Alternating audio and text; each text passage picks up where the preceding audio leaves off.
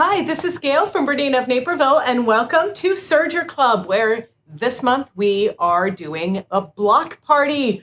We're going to make 4 fun blocks with various techniques on a BERNINA overlocker serger. Now, there's only a couple of examples where we're using a cover stitch, and those of you with the BERNINA L890, either the Quilters edition or the standard edition like you see right here, are sure to love. So, with each month that we do Serger Club, we give you this video that you're watching for free.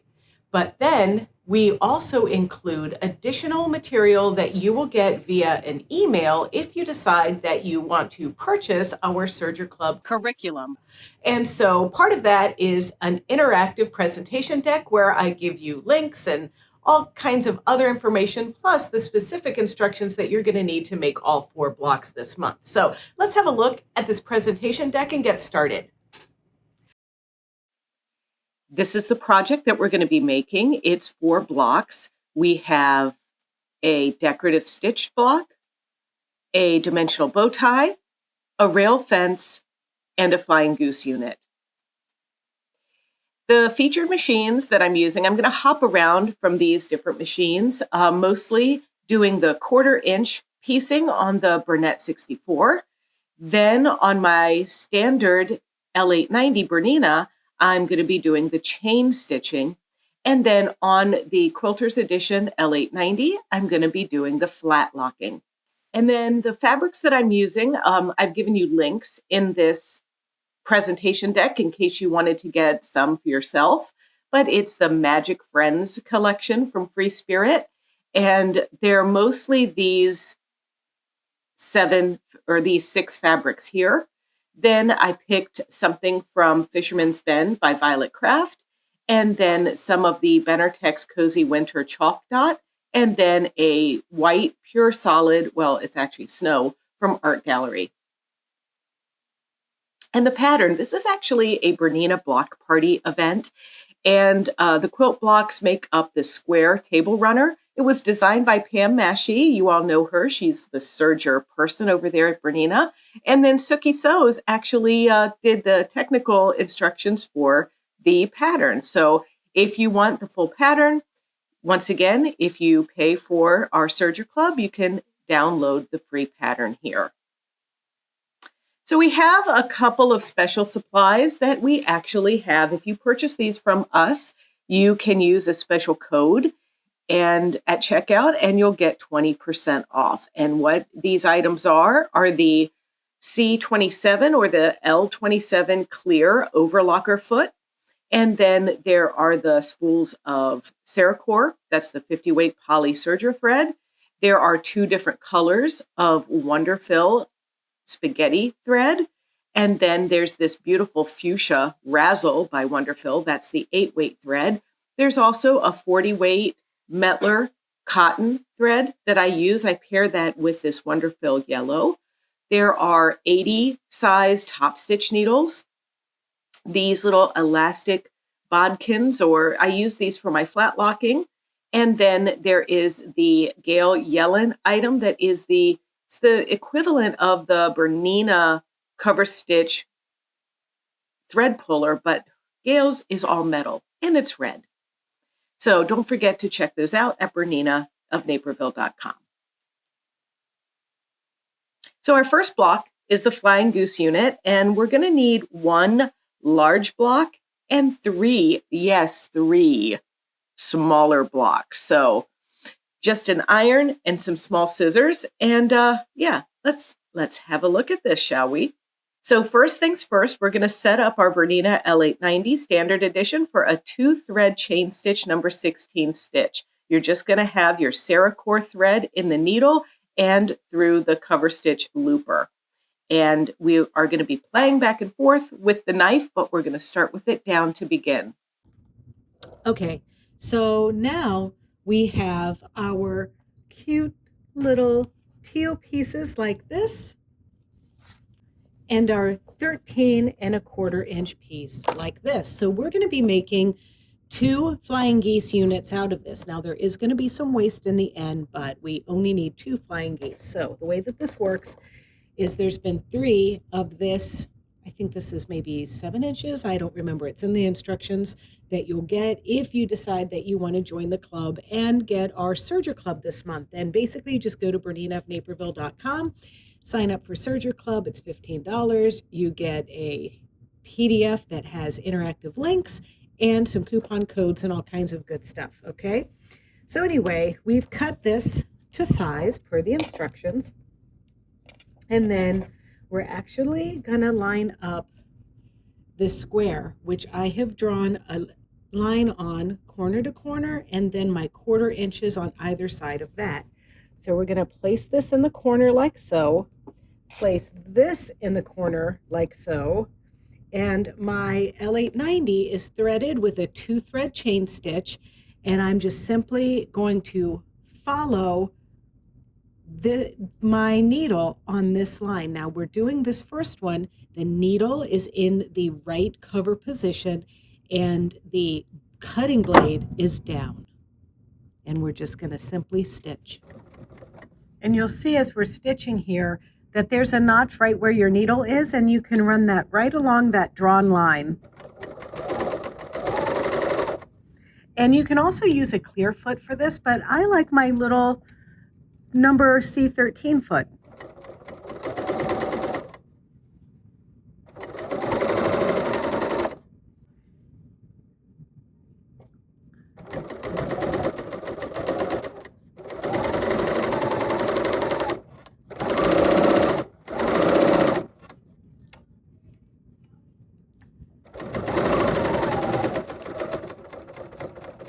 Now, when we get to the end, we're going to raise our blade, and then I'm going to stitch off to make a little chain like this, and that's going to secure my stitch for me. And now we're going to come down the other side, but this time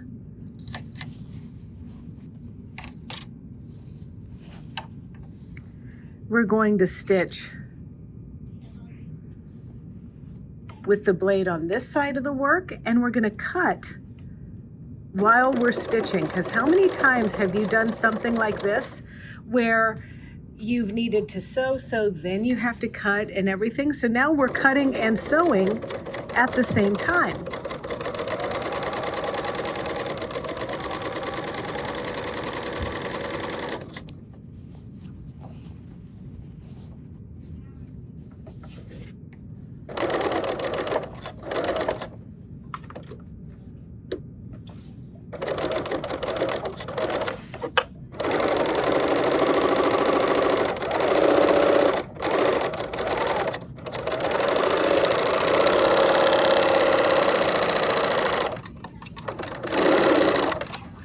So now you're going to take one of these sides that's been discarded, and you're just going to put it aside for another project. And now we're going to go back to our iron, press our lighter pieces over, and then we're going to add another unit to make this half square triangle here into 2 flying geese units. Now, with our piece that we just created, we're going to place this pre-marked square right into position, and we're going to stitch on this line with our cutter disengaged, and then on this line with the cutter engaged.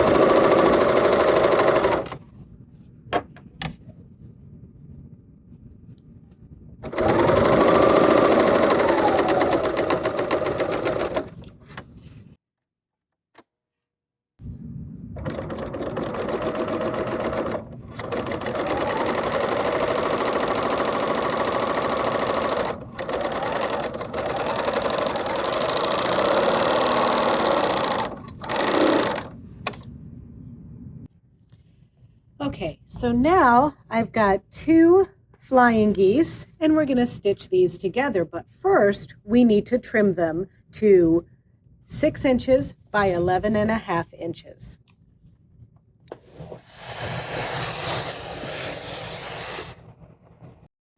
So half of 11 and a half is 5 3/4. So I'm going to line 5 3/4 up right with the center of my flying goose unit. And then I want to make sure that I leave 1/4 of an inch extending beyond the point of the flying goose unit. My ruler is 6 inches, so I can just cut right on that line, turn it around, and then trim it down to 11 and a half inches.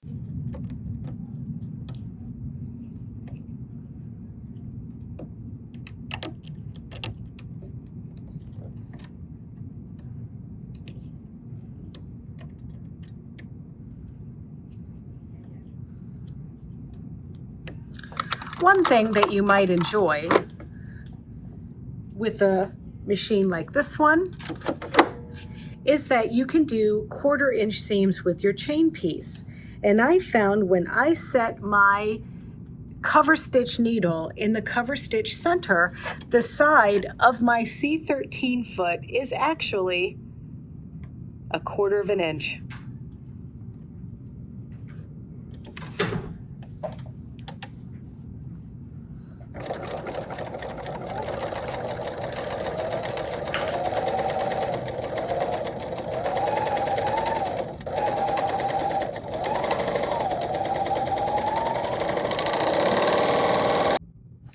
There's our seam, there's our chain stitching, and now we're going to just press over.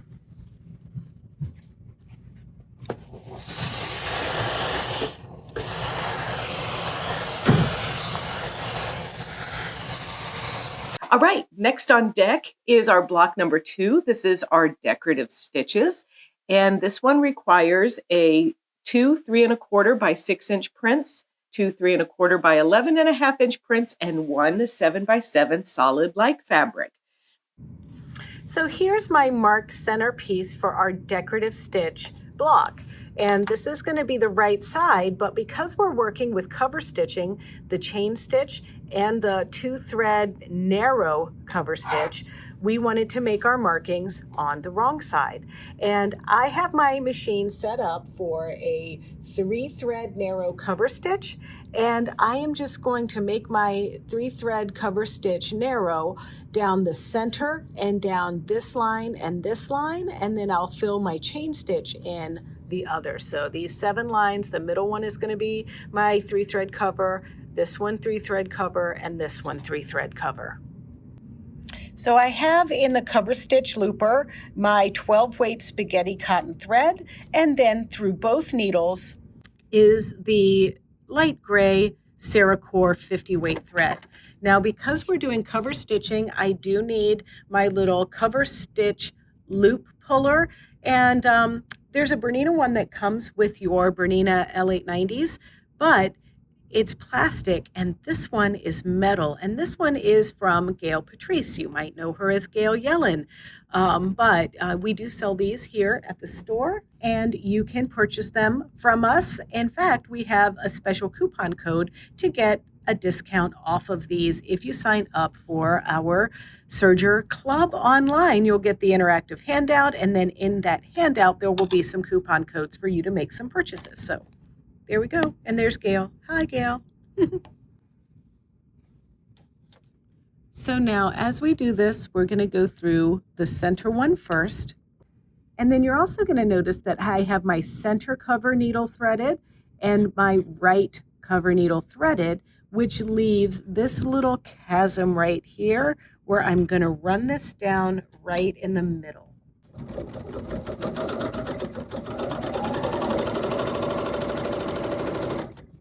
Now, as we get to the end, we're going to lift our needles out of there. We're going to raise our presser foot, and we're going to pull our top threads and cut, and then pull our work away and cut. And then we can see our pretty stitching on the back side. So now we're going to change this, and we're going to do the same thing with this one right here.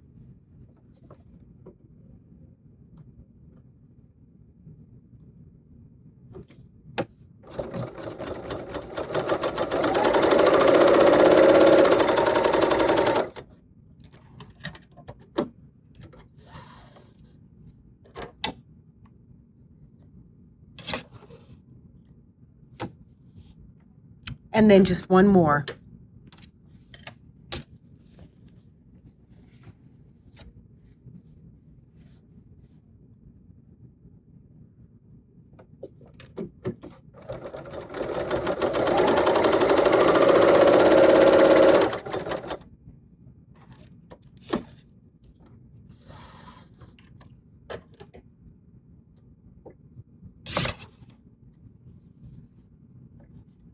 So now I'm going to remove one of my needles. It doesn't matter which one, but I'm going to remove my center needle and unthread it.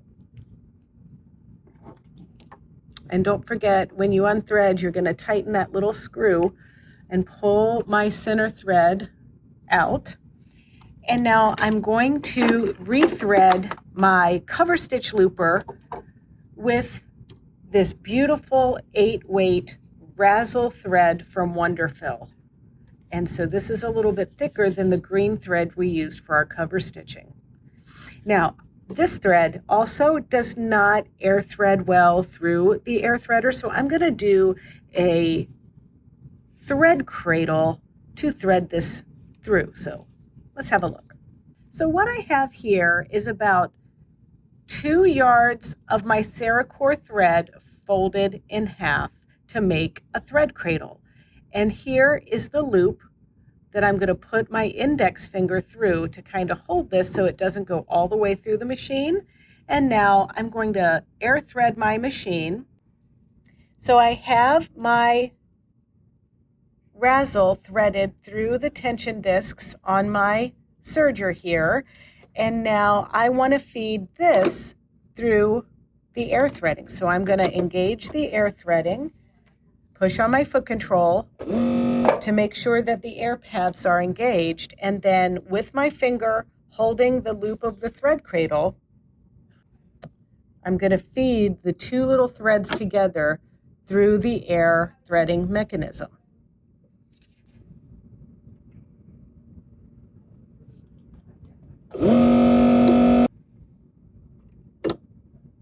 And so it came out this direction over here.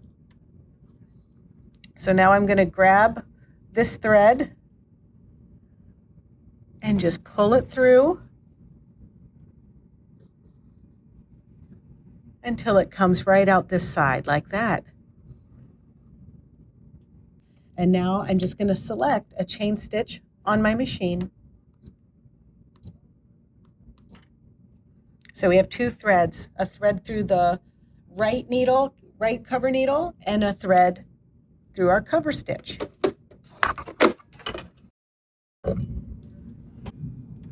All right, I haven't made any adjustments to the tension or anything, so this thread is going through the machine just like any other thread.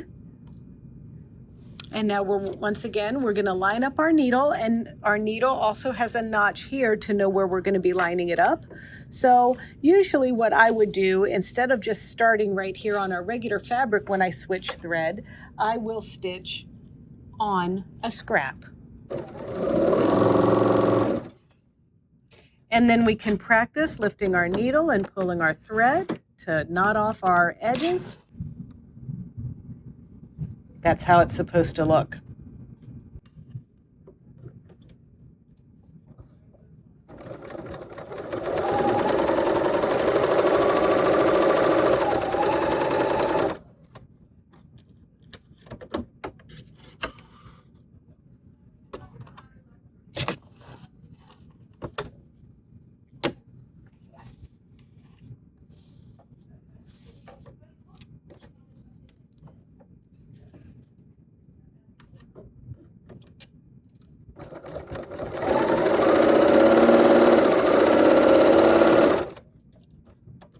And I'm just following the line for all 3 or 4 actually of these lines. So there's my first 2. And don't worry if these aren't stitching all the way to the edge, because we're going to trim this to 6 inches at the end. So once you've stitched your decorative stitches, you're going to press it, and then you're going to trim it to 6 inches square. And That's why we're just going to get it close to our edges here so that we have all of our little tails cut off, and then the rest of the stitch is kind of tucked away in our seam allowance.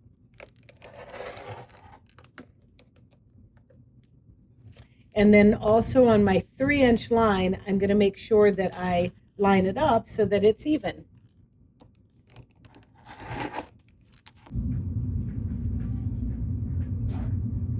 Okay, and once again, that middle line is right on. And once again, that middle line is right on my 3-inch mark.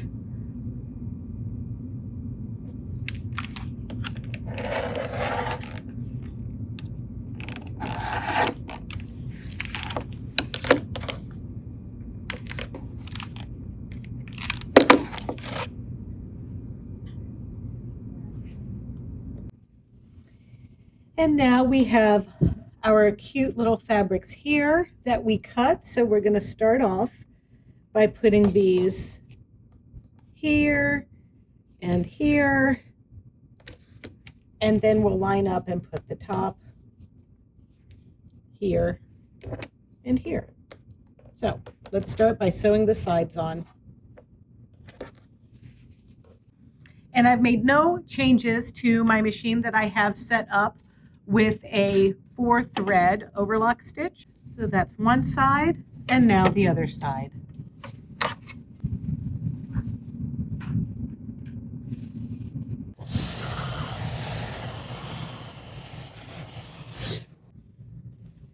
And now we're going to add these little pieces into place.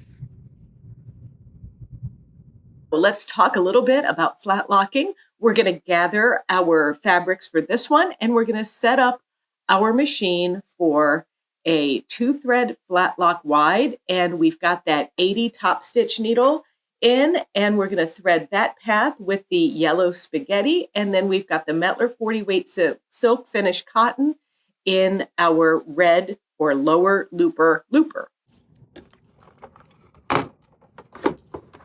So setting up for a 2-thread wide flat lock stitch is pretty easy. Basically, you're going to have, I'm using just standard 40 weight thread here through my red looper path, and the red looper is the lower looper. Then I'm using the top stitch size 80 needle, and that is because I have 12 weight thread through my needle because I want that little ladder stitching that you see formed in a flat lock stitch to be a little bit more prevalent. Finally, a really important feature when you're doing a 2-thread flat lock is that you need the upper looper converter to be engaged. And so many people, when you're doing the screen, the access screen for either your Bernina L860 or your L890, will notice like, what the heck is this thing anyway? And what it is, it's a little swing out piece that actually goes into the hole of your upper looper and holds this into place. And the design of it is such that it actually causes your machine to really think that there's kind of like some kind of action going in up above. It's adjusting the timing just a little bit so that the machine can still form a stitch with just the 2 threads, because we are missing that 3rd thread that would be there in the upper looper had we not have engaged the upper looper converter.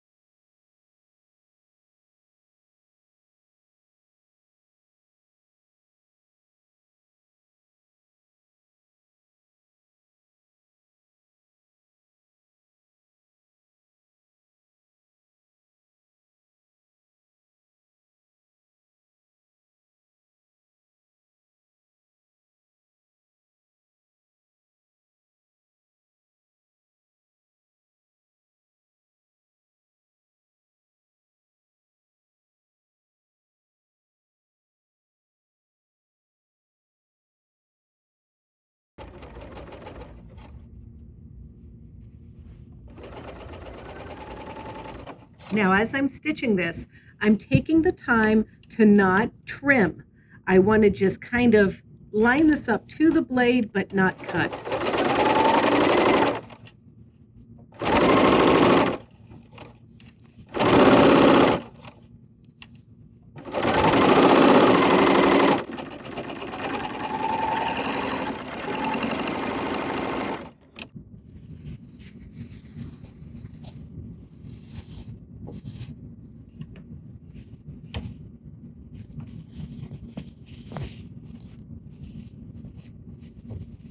And see how that's exposed there? Now, when I do the other side, I'll show you how we align this so it looks like a proper flat lock stitch. So let's have a look at our piece. So I did my first piece and I should have done a test. So let that be a lesson to you because I had forgotten to adjust my blade. So I want to show you what that looks like. So if we look at this first piece as it came off the machine, do you see how the upper thread looks a little too loose and the bottom thread looks maybe too tight or whatever? Well, that really wasn't a tension issue. That was because I had my cutting width cranked all the way to like 7.5. But the default setting, which is what we need to be using, should be set at 6. So you can see a pretty huge difference in that. Now, if you are a fuss budget about the accuracy of your serger piecing, then this is going to affect our seam allowance. I cut these into 6-inch sections, and then when I measured them, indeed, I discovered that they were a little bit wider than 6 inches. So what does this mean? This means that I did not take enough of a seam allowance when I stitched my strips together. So I think it's best if we go back to our machine so I can show you some tips and tricks for how you can actually maintain a more accurate 1/4-inch seam allowance with this technique. One of the things we do need to be mindful of with this technique is that because of the nature of this flat lock stitch, we're actually not going to be stitching a 1/4-inch seam allowance. We're having to stitch it a little bit less because of the overlap in the stitches. So let's have a look. I'm going to go ahead and lift my needle out of the machine, lift my presser foot up, and take off the foot so you can actually see what's happening. So here's the 1/4-inch end of my seam gauge, and this is my blade that I'm lining this up against, and now I'm going to turn my needle down into the right position. So what was happening is our piece was wider than we anticipated, so that means I should have made my stitch wider. Now this was indeed exactly 1/4 of an inch from my needle to here, but remember, we have this weird lap that's causing our seam allowances to present as narrower because it's not a full 1/4 of an inch. So I'm just going to simply adjust my cutting width to be wider. I'm going up to 6.5 or even 7 for my cutting. And I know from our sample that that was a little bit too much of a cutting width for our thread and everything. Remember how it was kind of puckery? So that also means that I'm going to take my micro thread control and I can adjust that a little bit. And I'm going to adjust that plus 1.5, and that's going to really allow me to control my stitching a little bit better and make everything spread out nicely. Now you also might notice that I'm using the standard serging foot on my L890 Quilters edition here. Some of you might want to use the clear foot, and that's totally fine. I'm a fan of either, so you can use them interchangeably. So you might also want to check out our Bloom and Grow Lesson 3, because I do some of these same techniques as this rail fence in that lesson, and I do use the clear foot in that lesson.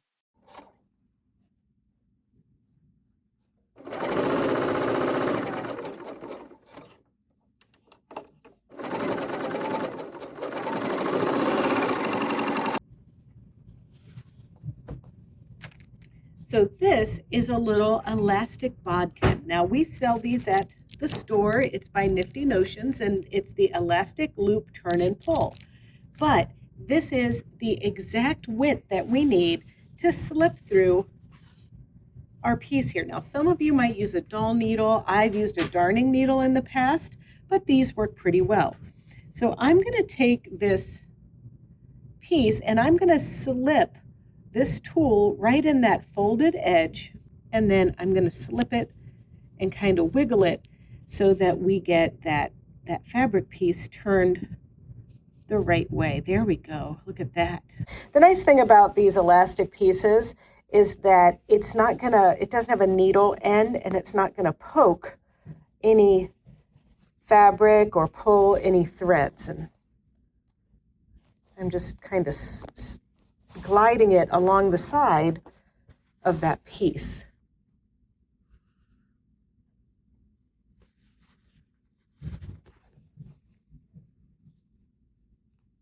So you can see you can either go with a look like this, or you can go with the folded look like this. And for this particular project, I want the folded look. So I'm just going to steam it.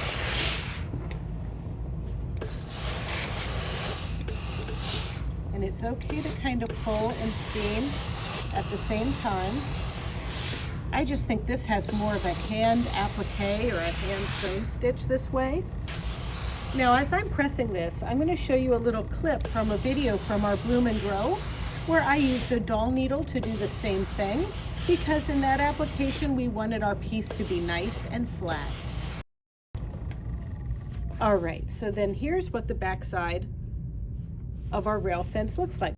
So after making those adjustments, this strip is exactly at 6 inches wide, which indeed is how wide it needs to be. So now let's cut this into our 6-inch segments. And once you've cut out your pieces, you're going to arrange them, and you can either do the little bright pinwheel in the center like this, or maybe you want the darker piece in the center.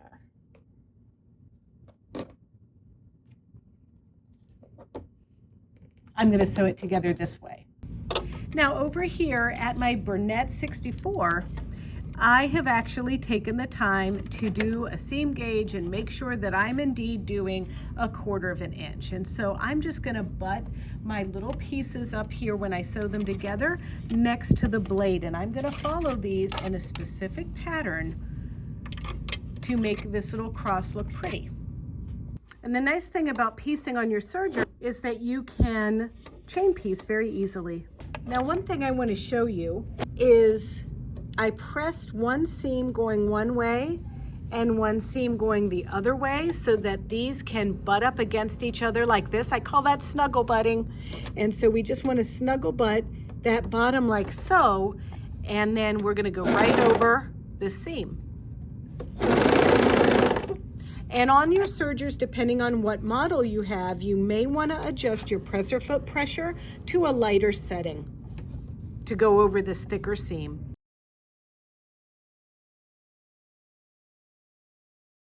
Finally, let's make this block. Now, this kind of dimensional bow tie baffles many, but once you fold it right and stitch it together, it is super easy. We just need 3 6.5-inch squares of a print fabric and 2 6.5-inch squares of a background. Our machine is this Bernette set up with our 4-thread overlock stitch designed to be a perfect 1/4 inch. So here are our fabrics for our block, the bow tie block. The sun is like our background fabric, and the floral fabrics are our bow tie. And we're going to take one of the floral fabrics and press them wrong sides together like this. And then we're going to do a little bit of a magic trick. Okay, are you ready for this? You better be. All right, so we're going to take our bow tie fabric, and we're going to place our folded piece with the raw edge up to the top like this. So there's our fold. Then we're going to take one of our background pieces and place this right sides together and stitch down this seam. And I'm doing this on my Bernette 64, and I'll be right back while I do that. All right, so here it is, and we did our 4-thread overlock stitch. That's 1/4 of an inch. Then we take this piece and we're going to just loosely move it like so. Do you see what I did there? And do you see how this flower fabric is over here on the left? Well, now we want the flower fabric to be right side up on this side, and then be having the fabric that is our contrast just here. And now your work is going to look like this, and we're going to stitch our 4-thread overlock stitch down this side at 1/4 of an inch, like I showed you. All right, so now doesn't it look like a bow tie? I think it's beautiful. All right, so with 3 little fabric clips, you know, we don't like to use pins on the serger because of that blade, but we're going to take our work and we're going to take this piece, and this piece goes together. So I just want to show you something real quick. So you're just going to pin or clip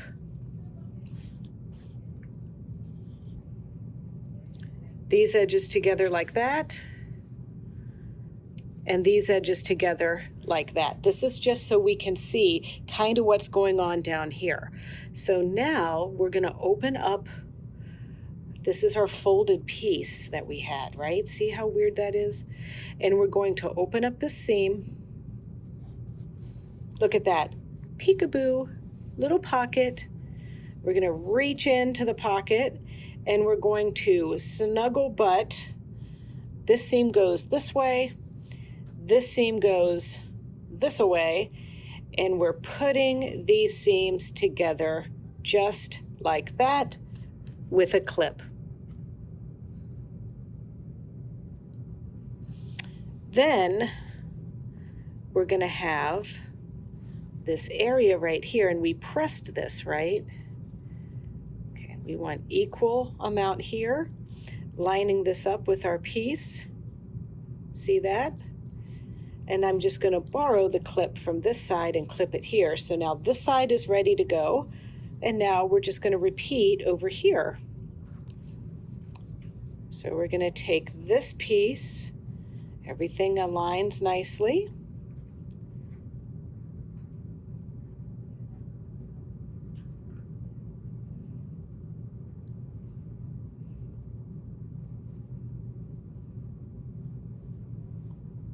There we go, and now I'm stealing that clip to put here. So now we're ready to stitch this on our serger.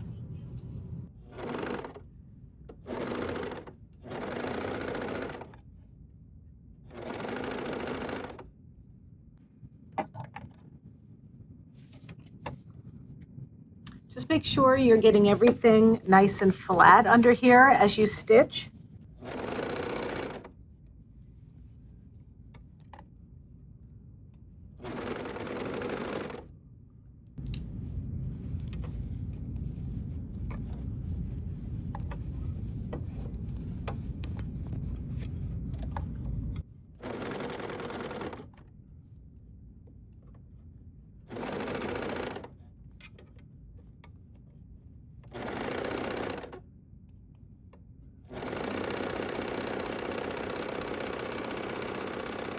And then you just want to give it a press.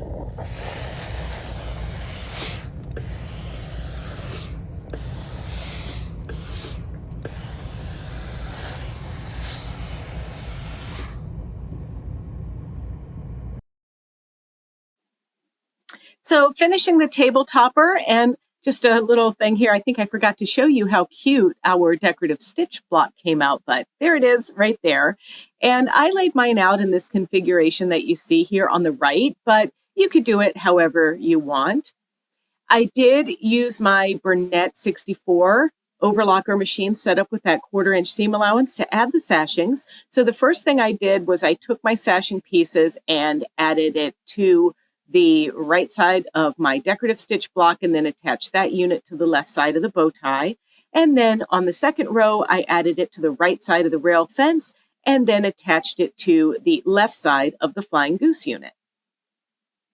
A little thing that I like to do after I've stitched the sashing to the bottom row here is actually take my water-soluble blue pen and draw a line to extend that seam on both sides of the sashing. And what that does is it allows us to be able to line up our seams with that line so we have a perfectly pieced and straight block. Then we simply add the right or the left and right sides or whatever, just add the sides and then the top and bottom pieces. And I did not quilt mine. I actually opted to keep it as a quilt top so that people can see what the serging looks like on the other side. But you can layer this with batting and backing, quilt it however you like, and bind with your favorite method. And just so you know, that L890 Quilter's Edition came with some guides, and you could experiment quilting with your chain stitching or your cover stitching or whatever floats your boat. There's lots of options. There's even some options to do a binding with fusible thread on your serger. So I've given you some additional resources for different binding techniques, and this binding on a serger and the number 10D edge stitch foot is where I use the fusible thread to really help you get that perfect binding. Also, I have included some additional quilting techniques if you would like to do that on your domestic sewing machine, your long arm, or even in your embroidery machine. So I hope that you enjoyed this project a lot.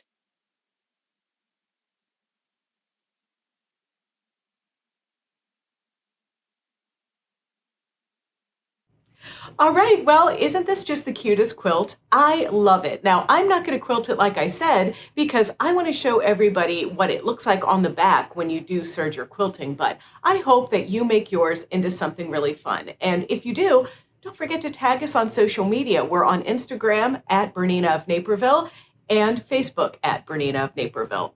But until then, don't forget to check out some of our other tutorials and information on our BERNINA of Naperville YouTube channel. It's easy to find. It's youtube.com/BERNINA of Naperville. All right, now everybody, happy serging.